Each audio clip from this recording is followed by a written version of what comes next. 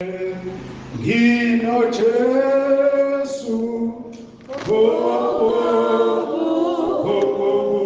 yithi, tuthathu, tuthathu,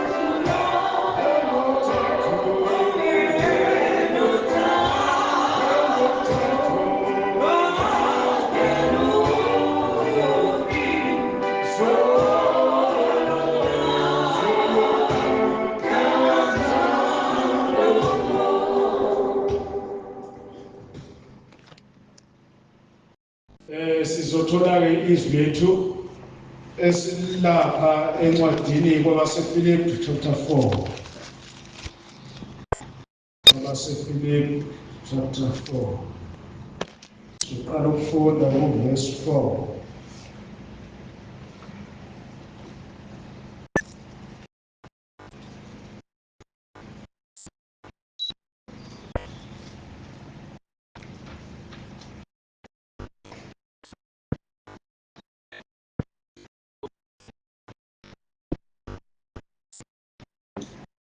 ngiyakholwa sonke sesitholile. Ngizoqala ukufunda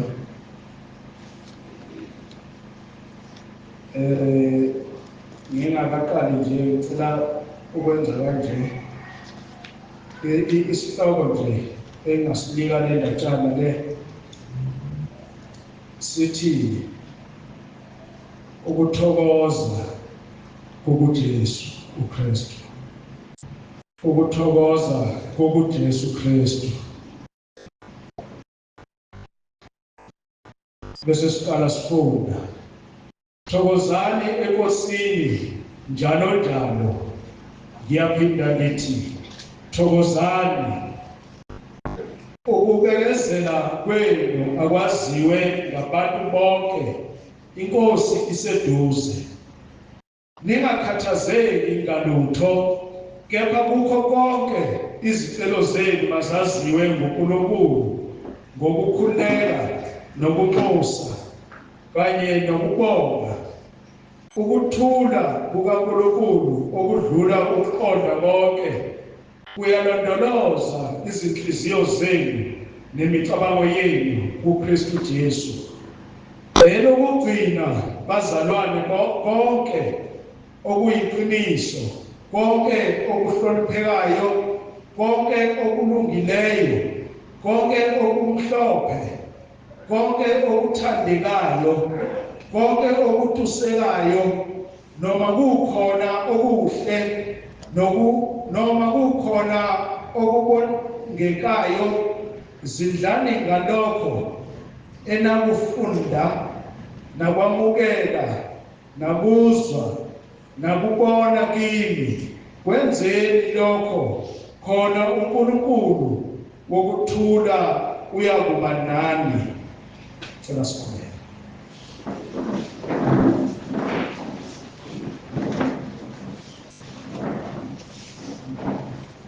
Baba, egameni likaJesu Kristu Nkosi yethu, Baba wethu ongcwele, siyaza kuwe Nkosi singabantwana bakho, sizodlalela Nkosi izwi lakho. Siyacela uNkulunkulu wethu ukuthi ube kanye nathi, sizodlalela Nkosi ukukhuluma kwakho. Siyacela uNkulunkulu wethu ukuthi usiphe izindlebe zikamoya ukuba Nkosi izwi lakho silizwe uNkulunkulu wethu likhuluma kuthina. Siyacela ukuba lithole indawo enhlizweni. uNkulunkulu wami, siyakubonga ngoba uyasinika leli thuba lokuba Nkosi sihlale silalele. uNkulunkulu wami, siyeza leso sikhathi uNkulunkulu wami lapho izwi lakho lizoba indlala kuwo wonke umhlaba. Abantwana bakho bayogijima beshonele nale bethi bafuna izwi lakho kepha bangalifumani. Siyacela uNkulunkulu wethu ukuthi usigcwalise ngomoya wakho ongcwele ukuba izwi lakho lihlale kithi Nkosi, lingasuki, ukuze Nkosi makufika leso sikhathi thina Nkosi sikhiphe emgodleni wethu sikwazi Nkosi ukudla izwi lakho. Siyacela Nkosi ukuthi ulibiyele manje, ulibusise Nkosi, kube yilona loyo malifika kuyena lithole Nkosi ukuthi liyawenza umsebenzi empilweni yakhe, ngoba izwi Nkosi lingelakho likhuluma nomuntu, alikhulumi nabantu bonke, kepha likhuluma nomuntu ngamunye. Yingakho Nkosi sicela ukuba ube nathi, usinqobele Nkosi umoya yonke imibi kaSathane. Ayinasabelo nakalesi sikhathi ngiyekela Nkosi, ngiyiphose esogweni ukuba Nkosi ngaliphazamisa izwi lakho. Ngiyacela nami Nkosi ungenze ngibe umntwana wakho, ngibe ibumba Nkosi esandleni sakho, ukuba Nkosi ngikhulume lokhu wena ofuna ngikukhulume namhlanje. Ngiyacela egameni likaJesu ophilayo, siyakubonga uNkulunkulu wethu manje naphakade, uJesu Kristu inkosi. Jesu Kristu inkosi. Amen. Amen.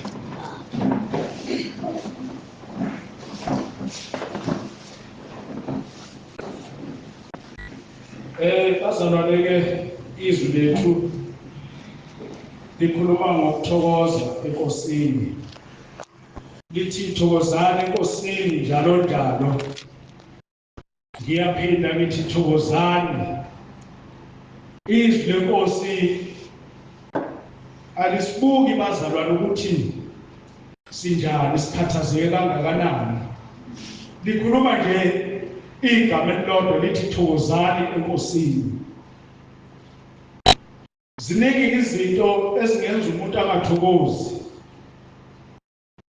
Impilo ayiphilayo ingamenza ukuthi angathokozi. Kepha izwi lenkosi lithi thokozani enkosini. Nikhohlwe nje izinto ezingakuphazamisa. Uthokozele ukuthi usenkosini uJesu, uhlezi nayo. Yilokho kuzokusiza, yilokho kuzokunika amandla ukuthi yonke into eyenzeke empilweni yakho uyibone ngathi ayikho. Ngoba uma uzolihlala izinto zomhlaba, intokozo yakho ayizukuba khona. Uzohlala njalo wena unosizi ngenxa yokuthi ubuka izinto zomhlaba, ufise ngathi okunye ngabe ngokwakho. Kanti umntwana kaNkulunkulu akanasidingo sezinto zomhlaba, ngoba izwi lenkosi lithi okomhlaba kuyadlula. Wena uma udlula uyaphi? Uzoyithola indawo ekhaya ezulwini uma ulitshalwa izinto zomhlaba. Ngoba lo mzimba lo omile la ukhulumayo unendawo la uyakhona. Uzogqitshwa emhlabathini njengalokhu umhlabathi kuyiwona owabumba lo mzimba okhona manje. Ngakho-ke kusifanele ukuba sithokoze enkosini, singayinaki izinto ezenzeke empilweni zethu. Noma ezinye zazo zibuhlungu, sizwa ngathi iyahlaba, sizwa ngathi uzuphathwe ngisho ikhanda. Yebo, uma usemhlabeni ukuthula kukho, kepha uma uNkulunkulu kukhona, kunokuthokoza okufanele wena uthokoze ngakho. Ulikhohlwe izinto zomhlaba ezingakusizi ngalutho. Uthi uNkulunkulu ethuma umntwana wakhe uPawuli ukuthi ukubekezela kwenu akwaziwe ngabantu bonke, inkosi iseduze. Ukubekezela kwenu makwaziwe abantu bonke ngokuba inkosi iseduze. Inkosi iseduze bazalwane, iyafika futhi. Okufuna sikwazi ukuthi mayifika iyasinika ithuba. Inkinga ekhona ukuthi ubani ocabanga ukuthi yena uzolithola ithuba lokuthi aphenduke, ashiye zonke izinto zomhlaba ezingezumuyisa ndawo. Manje wonke umuntu ophilayo, lithi izwi lenkosi, ukubekezela kwakho akwaziwe abantu bonke, ukuthi noma isimo sije akakhathali ukuyihamba le ndlela yokuya enkonzweni. Athi omunye yini ayiyele enkonzweni ngoba akasebenzi, yini ayiyele enkonzweni ngoba akadli lutho. Athi omunye ubuye ugqoke kanjani, uyokwenzani enkonzweni ngoba le nkonzo ayimsizi ngalutho. Ize yathena insizwa izolo ngigibela itekisi, ithi yona yayeke ukuya enkonzweni ngoba ukuya enkonzweni kuthiwa ufika unikelela umuntu ohamba ngey'moto ey'nkulu, wena ongenalutho. Abantu bazalwane la ngaphandle impilo kubone inzima. Abanye baze badubuka ukuya enkonzweni ngenxa yethu thina esima lapha ngabantu, esinikelisa abantu, sithi abanikele abantu bekhipha imali engaka umuntu kodwa beswele into azoyidla ekhaya. Ngiyazi ukuthi la ekhaya asikakafiki leso sigaba leso. Asiyenzi leyo nto leyo. Umuntu unikela ngoba enakho. Uma engenakho nje akekho umuntu ozokubuza ukuthi awunikeli ngani. Cha. Manje lensizwa ingithintile kakhulu ngizwe ikhuluma. Noma ke ibizwakala ngathi ibingeyodwa, umqondo wayo ukuthintwe inkamba kaFaro. angazi kwathiwa inkabha kayifaro ngani, kodwa bekulungile nami ngizosho kanjalo. Kodwa nje ikhulumile, ngikubukile, ngithe mase ngithule ngilalela ngase ngiyayizwa ukukhuluma kwayo ukuthi ibikhonza kuliphi ibandla. Ngase ngiyabuka ukuthi hayi vele labo bantu labo basebenza ngemali isikhathi esiningi ngoba banikelelwa njalo. Kodwa into ebuhlungu abababheki abantu abakhonza kubona ukuthi bahamba kanjani, baphila kanjani, banakho konke yini abakudingayo. Ngoba kuhle mangabe umuntu enikela uphinde umbone ukuthi ingubo yakhe isigugile noma ibhuluke lakhe ligugile, umkhumbule. Manje-ke abantu abayenzi lonto leyo, bayafuna nje ukunikelelwa beyidlela imali. Ngakho-ke lithi izwi lenkosi, thokozani enkosini njalo njalo. Lithi thokozani, lithi ukubekezela kwenu akwaziwe ngabantu bonke, inkosi iseduze. Ningakhathazeki ngalutho. Lisho njalo izwi lenkosi, ningakhathazeki ngalutho. Kusho ukuthi zonke izinto ezenzeka kuwe bezikwehlelayo zishaya indiva, kube ngathi azikho. Kuzokwenzeka kanjani-ke uma uzoshaya indiva uhlale ungenzi lutho? Zizovuka bese zikuphazamisa, kanti zishaya indiva nje bese ushona kubaza uNkulunkulu umbikele ukuthi Nkosi ngikhathazekile ngo-1 no-2, bese ulindela ukuthi uNkulunkulu uphendule uthini. Ilokho kufanele sikhathazeke ngakho, ngoba uma siya lapha kuLuka 10 verse 18 kuya 20 uthi, wathi kubo, ngabona uSathane ewa ezulwini njengonyasi. Bhekani, ngininikile lokunyathela izinyoka nawofezela, naphezu kwamandla onke esitha, anisoze noniwa lutho. Nokho ngiyathokoza ngalokhu kokuthi omoya bayanithobela, kepha thokozani ngokuba amagama enu elotshiwe ezulwini. Indaba ekhulunywa uPawula la, bazalwane, uthi unikile amandla okwenza bonke. Ndiyakhuleka, nikhipha amadimoni, nenza lokhu nalokhu. Uthi lokho akanithokozisi, ukuthi niyama phambi kwabantu nishumayele, anganijabulisi lokho, ngoba kukhona okuyemfaka ezulwini. Thokozani ukuba amagama enu alotshiwe yini encwadini yokuphila. Kusho ukuthi umuntu ufuna athokozele ukulotshwa kwegama lakhe encwadini yokuphila esezulwini. Yilokho kumele ukuthokozele. Ezinye izinto nje ukhohlwe izona ngeke zakusizanga lutho.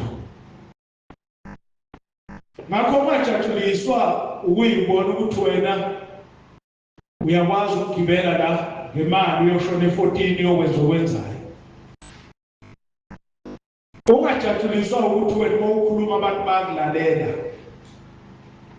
Ungajatshuliswa ukuthi wena uma ushumayela kuyezwakala, kuduma ihlombe, ukukhala izandla.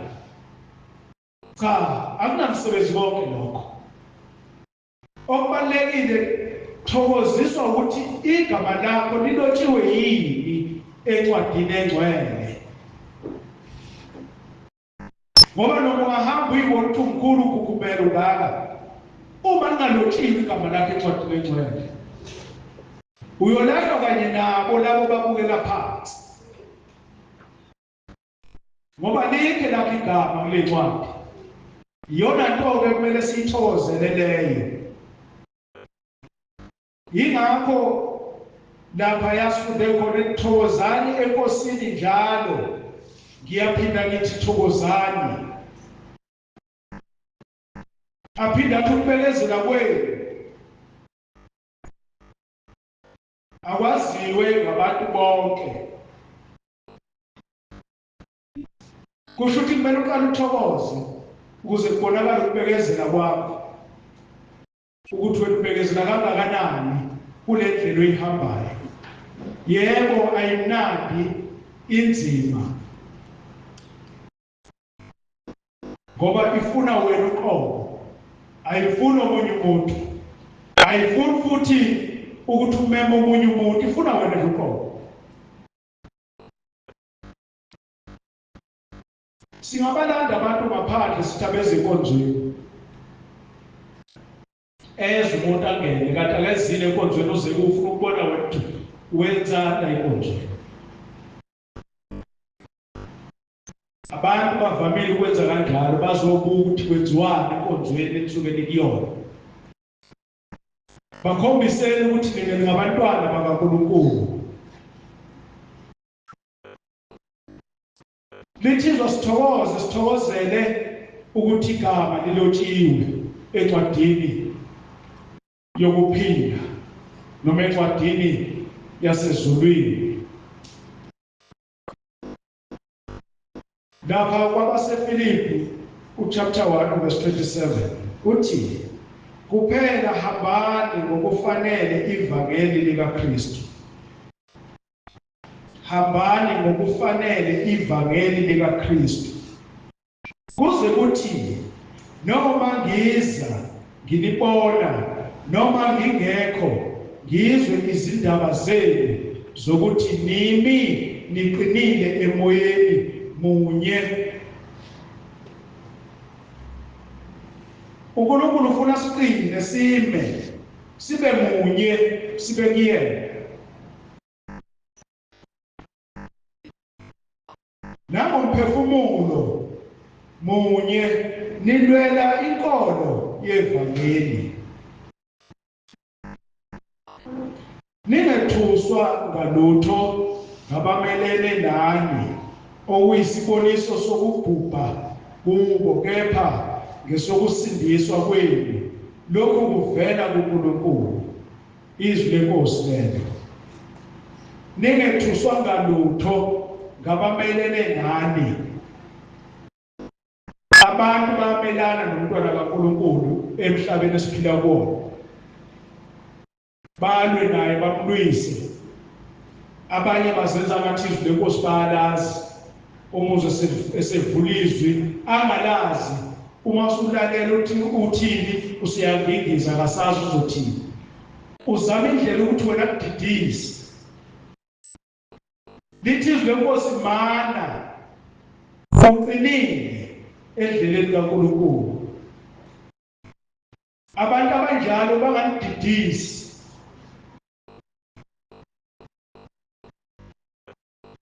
Uthi uNkulunkulu ningethuswa ngalutho ngabamelene nani okuyisiboniso sokubhubha.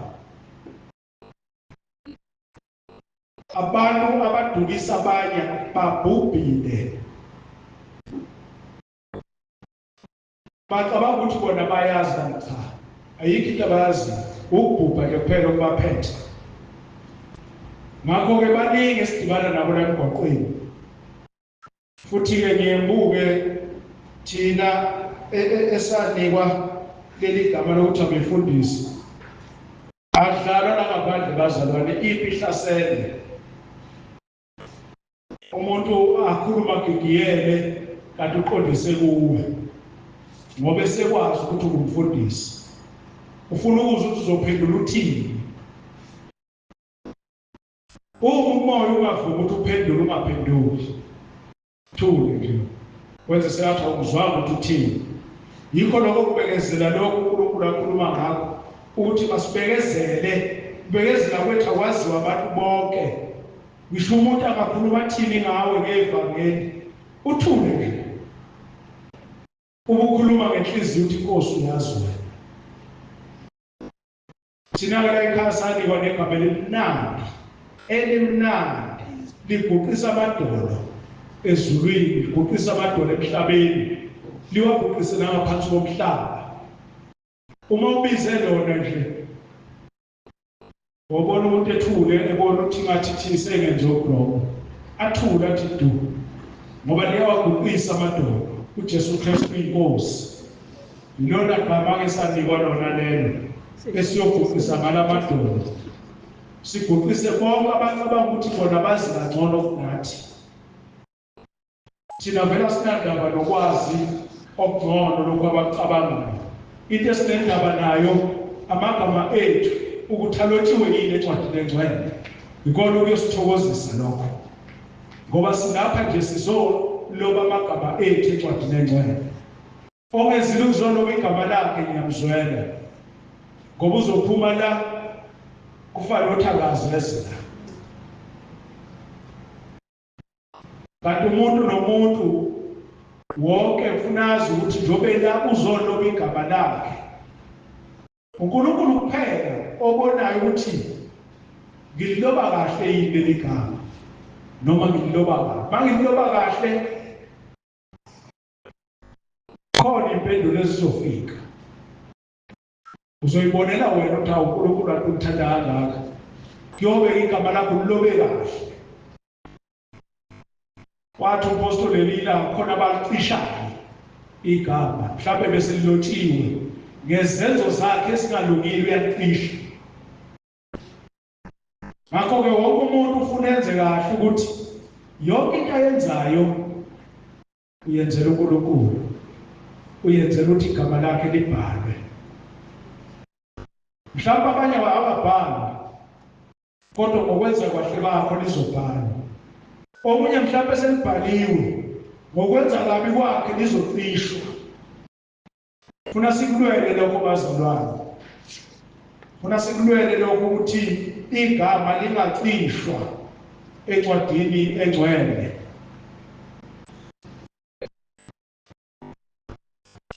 Siye lapha ku Matthew 6 verse 25. Ofundeka kanje, ngalokho-ke ngithi kini ningakhathazeki ngokuphila kwenu ukuthi niyakudlani noma niyakuphuzani, nangomzimba wenu ukuthi niyakumbathani. Niyazizwa ke bazalwane zonke lezi zinto akade ngiyibhala nanti izwi liyakufakazela. Ungakhathazeki ngalezi zinto ukuthi ngokuphila kwenu ukuthi niyakudlani. Musukhathazwa indlala, musukhathazwa ukudla ukuthi kudla kukho ekhaya. Khona uNkulunkulu umnikazi wokudla. Mhlawumbe wena uzocabanga ukuthi uzovela ezulwini, cha. Uzothinta umakhelwane wakho akulethele ukudla ukuze udle indlala iphele. Mawukhumbula umfelokazi owayengenakudla esesele nempushana ukuba bedle nendodana yakhe bafe. Kwafika umprofethi kaNkulunkulu Eliya kubona. Mina ngithe mangiyilalelisisa kahle noma ngiyifundisisa kahle ngabona ukuthi uNkulunkulu wathuma lo profethi kulo muzi ngoba efuna lo muzi ubusiseke, indlala iphele. Hayi ngoba wayenzela ukuthi ikhambe ivangeli lakhe, cha. Wayefuna ukuthi lo yamuzi noma lo yafelokazi adle impilo ibe ngcono nakuye, angabi umfelokazi ohlekwa ngabantu. Ngoba abantu abaningi uma umuntu engadli lutho elambile bayamhleka esikhundleni sokuthi bemphukudla.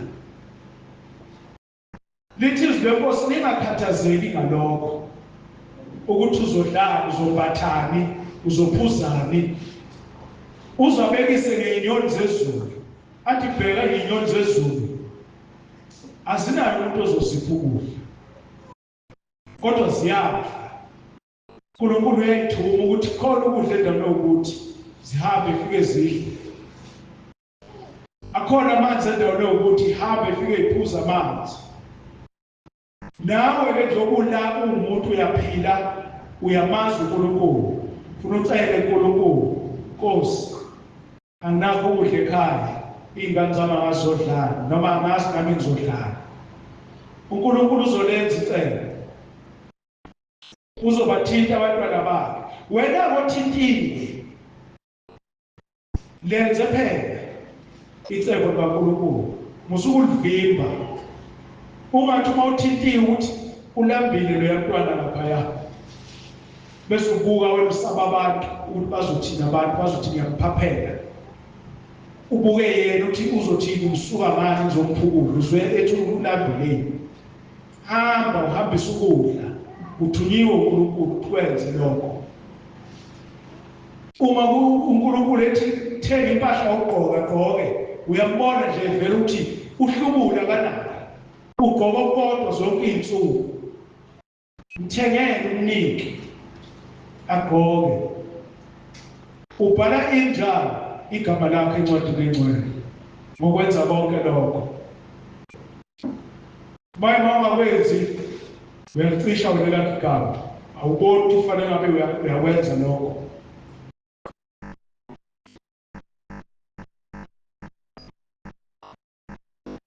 Ukuphila akukukhulu kunokudla nomzimba kunesambatho na. Amazwi lawo uNkulunkulu awakhulumayo ebuza. Ngakho-ke thina singabantwana bakaNkulunkulu, izwi leNkosi sesilifundisiwe ngalo isikhathi esiningi, futhi sesiyabizwa into esisele ukuba senze lokhu uNkulunkulu athi sikwenze. Simlalele,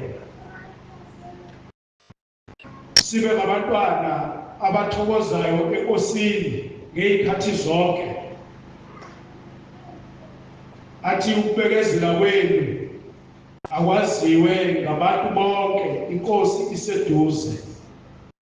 Kusho ukuthi bazalwane, ukubekezela kwethu asikwenze sibonakala ukuthi siyabekezela, ngoba neNkosi uJesu isiseduze ukuba ilande ibandla.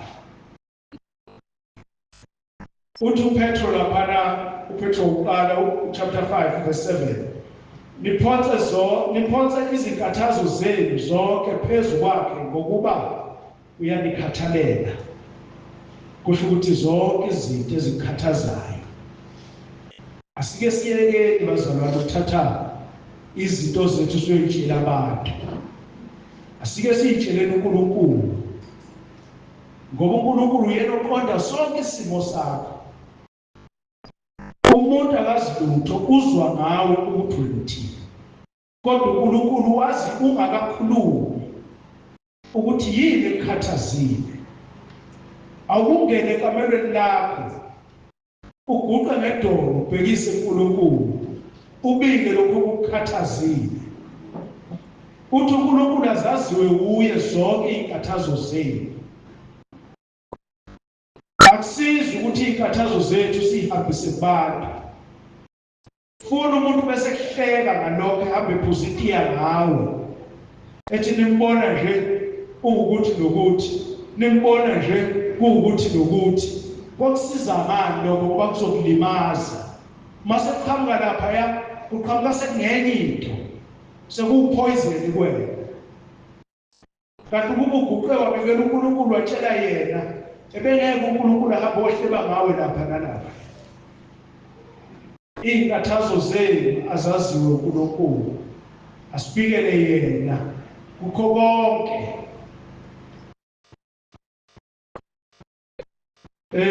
Amazwi-ke engifisa ukulishiya nawo ngaphambi kokuba ngisuke la, alaphana uNumeri chapter 6 verse 24 kuya 26. uthi uJehova akanibusise anilondoloze. uJehova makakhanyise ubuso bakhe phezu kwenu abe nomusa kini. uJehova makaphakamise ubuso bakhe phezu kwenu aniphe ukuthula. uJesu Kristu inkosi.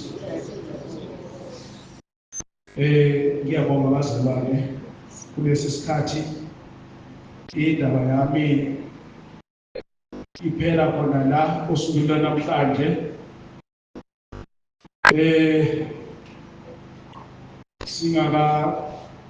Ngingakasuki la ngizocela nje ukuthi sike siguqe sonke ngamadolo sikhuleke sibonge nje uNkulunkulu asinikele ithuba lokuthi size sihlale phansi sizolalela ukuthi namuhla ukhuluma ngani, ufuna senze njani. Siguqe nje sikhuleke sonke sobese sivuka-ke emva kwalokho. Ngizocela umvilasi angilekelele Nkosi yami, asiphe nje ingoma noma yiphi ey'ngomeni ayithandayo yena ngizokukhethela, ngoba ngiyathanda ukuthi nacula ingoma ayizwayo yena ukuthi iyavuma kuyena. Emva kwalokho-ke sizobuyisela kokuphatha uhlelo, uyena ozobe seyiqhuba yonke inkonzo esele, bese-ke sihlukana. Ngiyacela nje sikhuleke sonke kancane.